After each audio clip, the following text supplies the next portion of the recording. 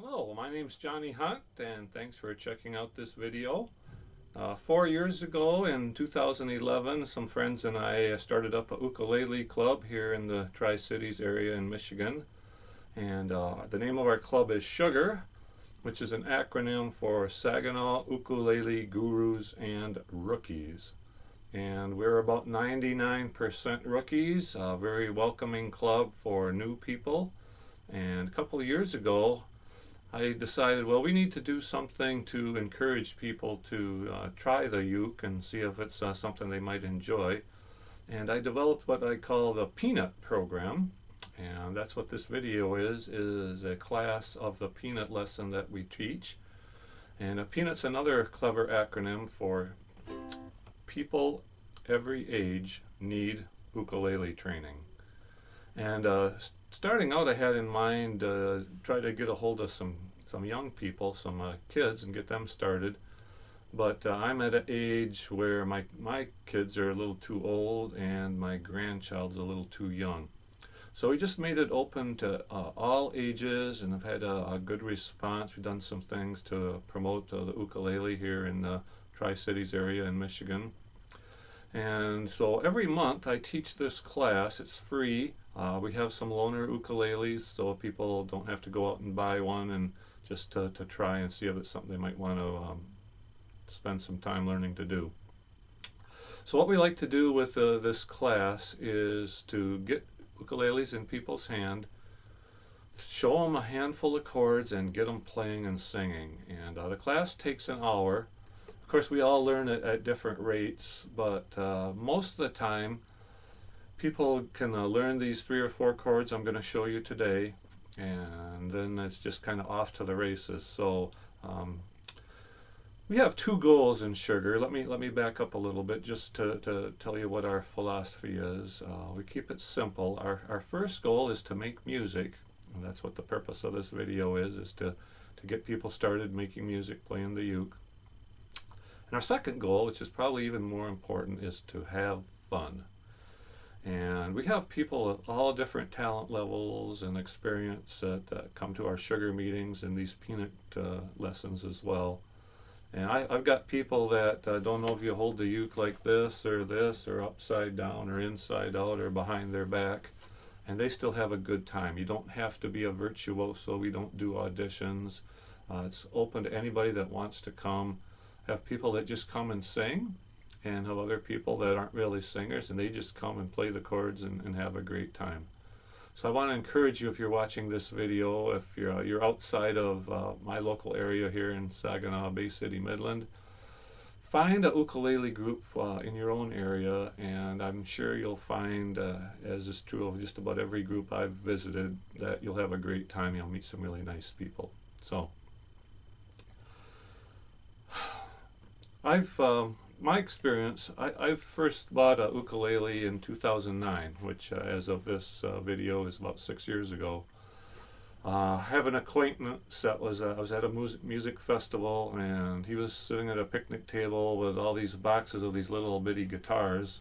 I went and said hi, and how are you, and what are you doing there? So I'm tuning up these ukuleles, and he put one in my hand. He stuck it out there, and because I played other instruments before, so I started just strumming away and said, well, this is pretty cool. And so, well, how much do you want? And at that time they were a little less expensive. He said $30. So I dug out my wallet, and I had I think about $37 in there. I said, oh, what the heck, I'll go ahead and get one. And that's what got me started, because I've been playing guitar for, I don't know, quite a 40-some years. And I found that a lot of the things I knew about guitars and other instruments I'd picked up translated really well to ukulele. And one selling point I think is important, especially for newer people. Maybe you've tried other instruments and had a difficult time finding your way through, is that ukulele is fairly simple. Because like I say, I'm going to teach you in about an hour here how to play some chords and get going on playing and singing. So one advantage that we have is that if you look at your hand, your left hand, probably you have 5 fingers, and you only have 4 strings. So your fingers outnumber your strings, which makes it easier than guitar or some other stringed instruments as well. So, like I said, we all learn at different rates and in different ways. But I see it as sort of a stepwise progression. The first thing I'm going to do is show you some chord shapes. And so, you know, associating the name of that chord with where your fingers go is the first step. Like this is a C chord. And, you know, that's pretty easy to pick up. And then I'll show you an F chord and a couple other chords. And like I say, what takes time is remembering how to finger the chords. And the third step, you know, first is remembering, make a C chord, okay, that's this. Second step is being able to finger the chord, remember where your fingers go. And then the next thing is being able to change those chords and keeping up in time. But the second part of the video, we're going to go through some songs, and I'm going to kind of slow down, give you time to get that chord changed, you know, while we're all starting out here. And you'll find that, that's what takes the time and the practice or the rehearsing, going over things a few times until you feel comfortable. And it's just like you know, riding a bike. You have to fall off and scrape your knees up a few times before you can you know, throw the training wheels away and ride around with the big kids. So I'm going to show you some chords. I'm going to show you how to change the chords. I'm going to show you some strumming patterns just briefly. Strumming patterns I've found, of course I've been playing a while, I don't even think about it. It's just how you feel the music, and there's no right or wrong. That's another thing that's that I think folk music has over many other forms of music, is there's no right or wrong. It's all subject to artistic interpretation. And then after you get to the point down the road where you can change the chords and do the strumming without thinking of it, then you can start thinking about, if you're a singer, singing along. And when you get to that point, you've really arrived, and you're just, the sky's the limit. You can take things wherever you want to go beyond that. But that's down the road sometime. Another thing that's important when you're starting out is to have your uke in tune. And so here's a tuning chart of how you can tune your uke without having a tuner. Although I do recommend spending, I don't know, anywhere from $12 to $20 and getting an electronic tuner. Because I resisted that for a long time. Finally got to the point where I said, you know, just swallow your pride and look at the little needle that goes back and forth until you get it right dead center and you have the note correct. It's just a lot easier and convenient to do that way. So you know, here, on the chart, we see a ukulele is tuned. This, as you hold it this way, the top string is G, then a C, and an E, and an A. And one thing that's different in the standard ukulele tuning is this is what's called re-entrant tuning, because this normally would be the lowest string, like if you're playing a guitar, a banjo, mandolin, violin, upright bass. Usually this string, it would be tuned an octave lower. But the standard tuning is high G, C, E, A, which is called re-entrant tuning if you're into the technical name. But what you can do, if you have, you're assuming that you have one of your strings in tune and you know which one it is, or if you're out on Gilligan's Island where it doesn't matter because you're not playing along with anybody, you can tune the ukulele to itself, and that's what this chart shows. So if you play this top G string at the first, second fret, these bars that come across here are called frets. And that's how you make the different notes, is by pressing down the strings. So instead of sitting on the nut in the bridge down here, you make this string that much shorter, which gives it a higher pitch. So if you fret this top string as you hold the uke at the second fret, and then pick the bottom string, you should get the same note. And you can hear if it's off, you know, if I detune it a little bit, and it doesn't sound right, you hear that discordant sound, you can just tune it right back up. And when you're tuning, you always want to tune from lower to higher. You're tightening the string, and that'll help keep it from slipping. It'll stay in tune better. So you don't go from high down, you go from down up. So just keep that in mind when you're doing your tuning.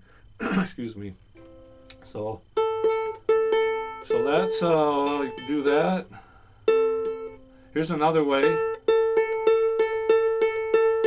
If you go on the first, second, third string down at the first, second, third, fourth, fifth fret, that should also be the same. Because what you're doing is you're tuning this A string against G, C, E string. I'm sorry, this is the E string. An A string, you're going E, F, F sharp, G, G sharp, A. So you have A. So you can see on the chart just how you can tune to yourself. Second string down at the fourth fret should be the same as the third string down open.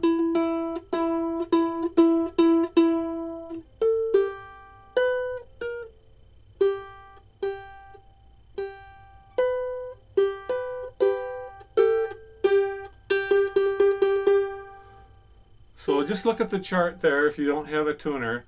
So that's kind of the old-fashioned 1900s way of tuning your uke. But get yourself, there are many different kinds.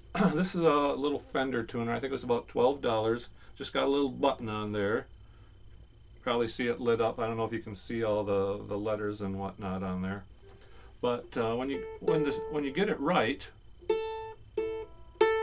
that needle will be right in the middle, and it'll also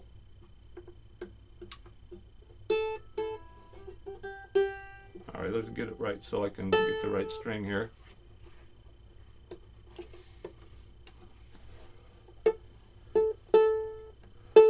It'll get nice and green. It's hard to see and tune at the same time, as you're discovering.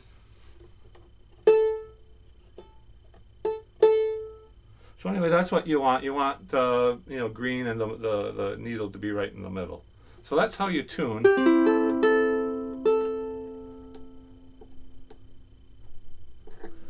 So let's put that one to bed.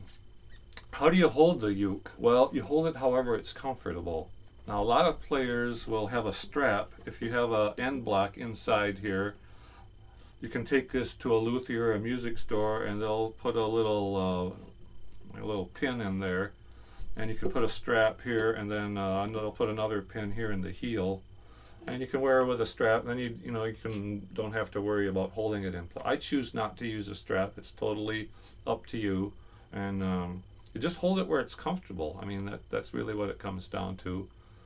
And being a man, I have one less hindrance to consider, but I'll leave that to you to sort out yourself. And the other thing I wanted to talk about is, where do you strum? You can strum anywhere. You can make a chord here and strum down, or you can strum down on the bottom. But for the most part, I try to go somewhere between where the body meets the heel, okay, and the sound hole. So that gives you a couple inches here. You can aim for that. So you get a mellower sound. Strum with your thumb, it's a softer sound. You can strum with your nail, one finger, second, whatever you want to do. And it's good to mix things up, just to do different kinds of strums. Okay, in a little bit we'll talk about some strum patterns, like dum, dum, dum, dum, dum, that sort of thing. But just, find where it's comfortable. And that's just an overriding thought that applies to everything you do musically, is just keep it easy. It's not all stressful and tight. Everything is relaxed and loose. And so, like I say, it takes time, but you'll get the feel of how much pressure you need to apply to the strings here with your fingers on your left hand to make those chords. It's not It's not this kind of tense thing. It's all relaxed, and as you do it, you'll discover that, and you'll find that that equilibrium point for you. So that's where you strum. That's how you hold the uke. This is how I showed you how to tune it up. Let's talk about learning some chords, okay? Because that's really where we start to really get rolling. First chord, like I mentioned a couple of times, I want to teach you is the C chord, which is a one-finger chord, and everybody likes the C chord. So I'm going to teach you 4 or 5 chords here, and when you learn these 4 chords, you are on your way. You can do just about any doo-wop song. In fact, at the end of the video here, I'm going to sing some doo-wop songs with just these 4 chords, and there's all kinds of songs from the 50s and early 60s, and you'll find that when you get to, say, knowing and being able to change those these simpler chords in time, you're on your way to having a great time playing the ukulele. So, C chord. I'm going to call this the 1st, 2nd, 3rd, 4th string down. You're going to take your ring finger and place it on the 1st, 2nd, 3rd fret. And you want to use your fingertips to do as much of the fretting as you can rather than your pads. So you're coming as much as you can straight down, perpendicular to the fretboard. Not because if you're using your finger pads, you're going to find you get some thuddy notes. But if you're using your fingertip, that's a smaller surface, and that's where you're going to develop your calluses, are right on the tips. Now, when you're starting out, you might play for 15 minutes and your fingers start getting a little sore because you haven't done that sort of thing before. Which means either you played too long, or you just need to sort of tough it out a little bit, not to where your stubs of your fingers are bleeding or anything. But it does take time to build up those calluses on your fingers. But you'll also find that if you've played guitar with steel strings, that the nylon strings on a ukulele are a lot gentler to the touch. So, C chord. Here's another thing I wanted to show you. If you ever talk to a classical guitar player, the way they do things is the first finger covers notes on the 1st fret. Your middle finger covers 2nd fret, 3rd, 4th. And we're not going to talk about it today, but this is called your pinky, and it's an important finger. Don't neglect it. At some point, you'll find when you get these basic chords down and you want to do some higher end things, that using your pinky will really help you improve your playing. But that's a lesson for another day. That's Peanut 103 or 104, okay? It's not what we want to talk about today. So 1st, 2nd, 3rd finger, your ring finger at the 3rd fret, coming from the top down, and then you're just going to strum down. And that's a nice C chord. All right. Strum with your nail again. And you want to be roughly halfway down, because you don't want to be right on the fret. You want to be behind the fret, putting enough pressure down, because now the length of this C, G, C, E, A string is 3 frets shorter, so it's just from the 3rd fret down to the bridge here, and that makes it a higher pitch. And you have a nice major chord, C major. So that's a 1-finger chord. The next chord I'd like to show you is another 1-finger chord. It's called A minor. And a minor chord has a different feel than these other chords I'm going to show you. It's not gloomy or sad, but it's just more that in that direction, I guess I would say. And the way you make an A minor chord is using your middle finger at the 1st, 2nd fret of this G string, which makes it a G, G sharp, A, and strum.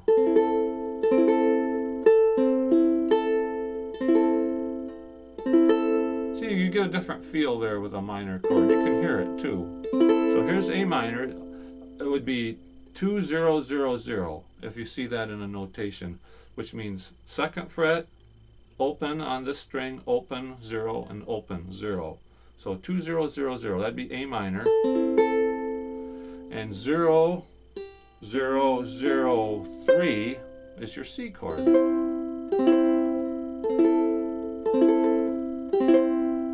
And as you get comfortable, see, I'm using my first finger, which is okay, but if you're starting out, try to use your second finger, your middle finger.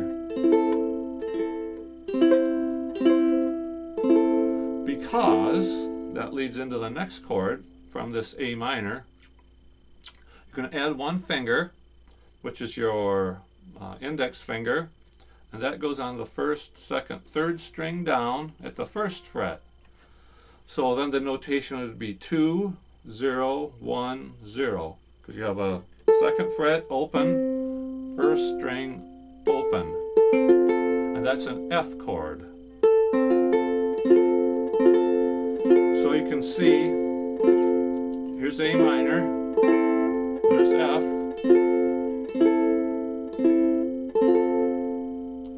so I guess we just kind of review again as we go. Don't expect to be able to change them in time yet, because like I say, that's where you have to go out to the woodshed and just put your time in and work at it.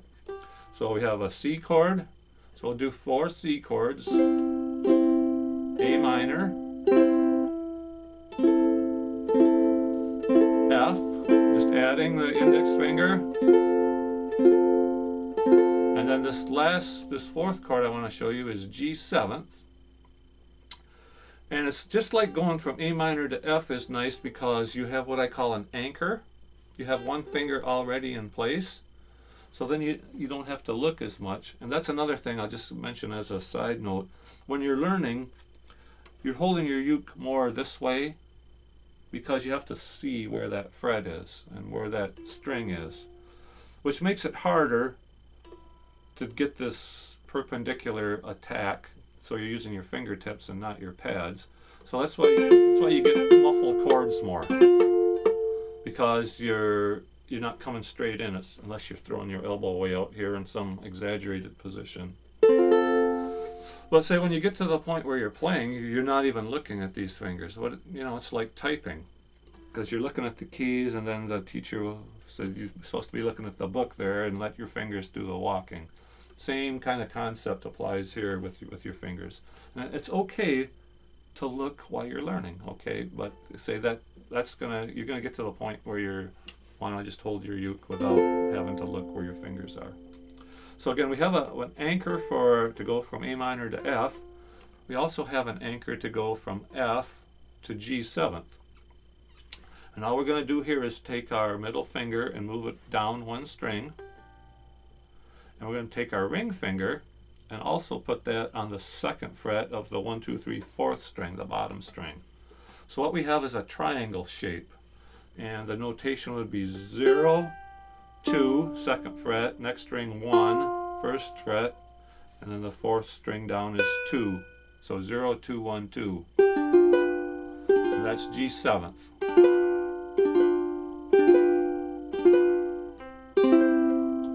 So that's your doo-wop progression. It's C, A minor, F, G7th.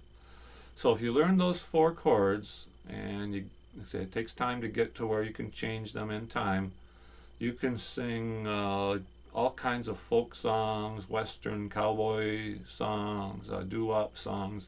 You'll really be amazed how many songs you can play with 3 or 4 chords. So that's what most I want to teach you today.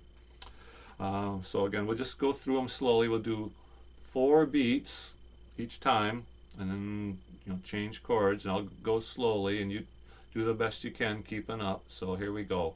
1, 2, ready, play C. 1, 2, 3, A minor, F, G7th,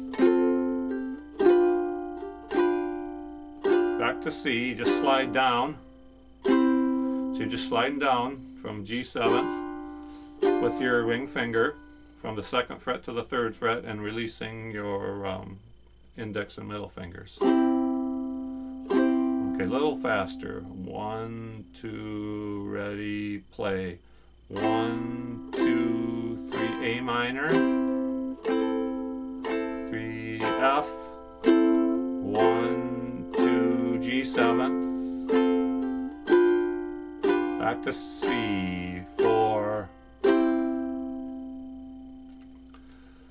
So that is the nut of what I want you to learn. That's what I teach in the peanut class. Like I say, we start from ground zero, and so you watch the video a few times, you play some of these songs, excuse me, and then you start looking around and find the songs you want to play. Okay. So let me teach you one more thing. Like I say, I want to show you a few strum patterns, and then the second half of the video here we'll start playing some songs together. Okay. So again, I was doing what we call this pattern 1. It's all down strums, and we're doing in 4/4 time, which is pretty much standard time. Like waltz time is 3/4, so we're not really get into that too much today. And when you see these strum patterns, you see all these D's and U's and numbers, and the best way to get that rhythm in your head that I found is to clap it out. So like for this first number 1, this down, down, down, that's easy enough. So it's just 1, 2, 3, 4, down, down, down, down. 1, 2, 3, 4, A minor. 1, 2, 3, 4. 1, 2, 3, F chord. 1, 2, 3, 4. 1, 2, now G7, 4. 1, 2, 3, 4. 1, 2, now a C chord, and we're done. Okay, so that's the first one, down, down, down. And that's the strum you want to use while you're learning the chords, because you can do it without really focusing your mental energy on 1, 2, you really have to think about it. But that's the thing about learning this stuff, is as you learn changing the chords, that goes on autopilot, and you can start thinking about strum patterns. And then when strum patterns start going on autopilot, then you start thinking about reading the words, okay? And then at that point, you are becoming a guru, which is the ultimate goal of reaching nirvana. All right. So the second pattern there is down, up, down, up. And so those are quarter notes, because there would be eight strokes per measure, so to speak. And the reason we do it down, up is because every time you go down, unless you go all the way around and back down again, you got to come up to get back to do down again. So it's just it'll be 1 and 2 and 3 and 4 and. So that's one measure. 1, 2, 3, 4, 5, 6, 7, 8. 1, 2, 1 and 2 and 3 and 4 and. Down, up, down, up, down, up, down, up. So let's go ahead and strum through that. We'll go nice and slowly. 1, 2, C chord, ready, play. 4 times. 1 and 2 and 3, A minor. Down, up, down, up, down, F. Down, up, down, up, down, up, G7. Down, up, down, up, down, up, down, up, C. Okay? And all these different strum patterns are just variations of those strums. Like the third one measure of down, and then 1 measure of down, up, down, up. So let's do that. Well, we do 1 measure each chord, so C, A minor, F, G7, and then 1 final C strum.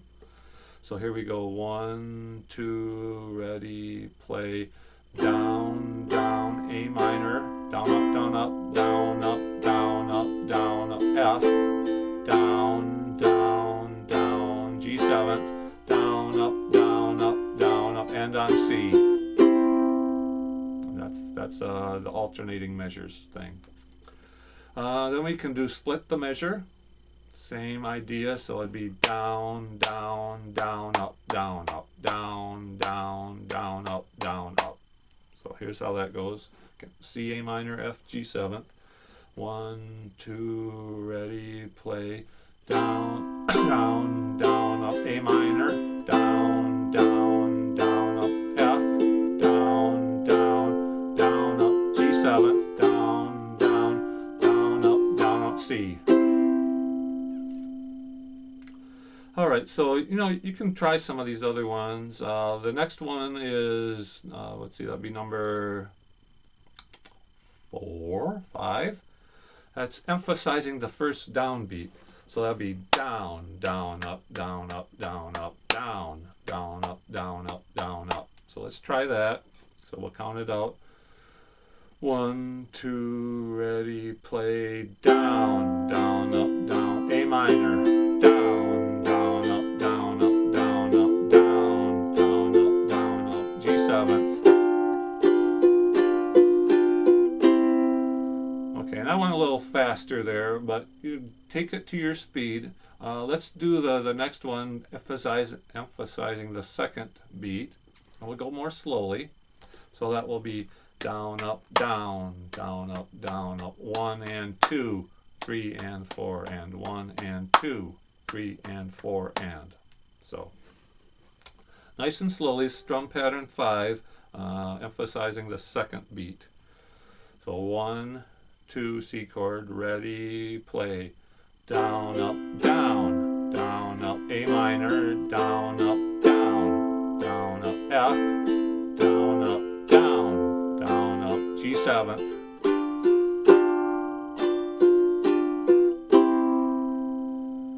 Okay, so we'll just do one more. We'll move down a little bit. This is the country strum, which is down, down, up, down, down, up, down. So it's three out of every 4 beats, but the beats that you skip are the second half of 1, and let's see, it'd be the second half of 3. So here's how that would. Let's just do it slowly. So again, this is number, I can't quite, 6, 7, 8, 9, I believe, or 10. Number 10, country strum. So here's how that goes. Down, down, up, down, down, up. And then the third down on that is the first beat of the next chord. So let's go through it. We'll go very slowly. We'll do it a few times here. So 1, 2, ready, C. Down, down, up, down, down, change, down, down, up, down, F, down, down, up, down, G7th, down, down, up, down, slowly, down, down, up, down, down, up, 1, 2 and 3, 4 and 1, 2 and 3, 4 and 1, 2 and 3, 4 and 1. So that's the country strum.